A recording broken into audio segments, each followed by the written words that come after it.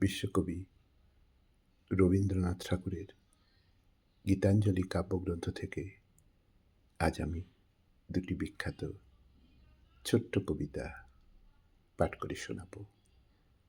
আমার প্রথম কবিতা আষাঢ় সন্ধ্যা ঘনিয়ে এলো। শুরু করছি। আষাঢ় সন্ধ্যা ঘনিয়ে এলো, গেল রে দিন বয়ে, বাঁধনহারা বৃষ্টিধারা ঝরছে রয়ে রয়ে। একলা বসে ঘরের কোণে কি ভাবি যে আপন মনে, সজল হাওয়া জুথির বনে কি কথা যাই কয়ে।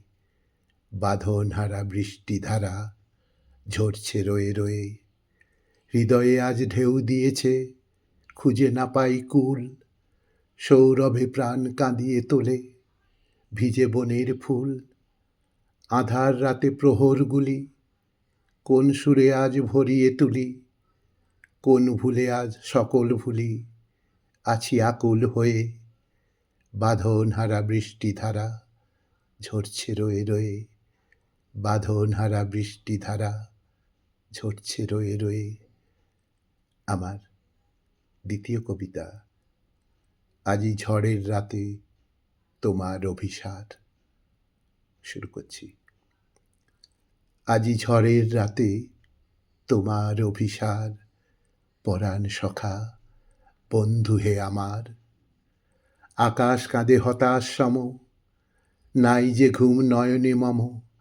দুয়ার খুলি হে প্রিয়তম, চাই যে বারে বার। পরাণ সখা বন্ধু হে আমার। বাহিরে কিছু দেখিতে নাহি পাই, তোমার পথ কোথায় ভাবি তাই। সুদূর কোন নদীর পারে, গহন কোন বনের ধারে, গভীর কোন অন্ধকারে হতেছ তুমি পার।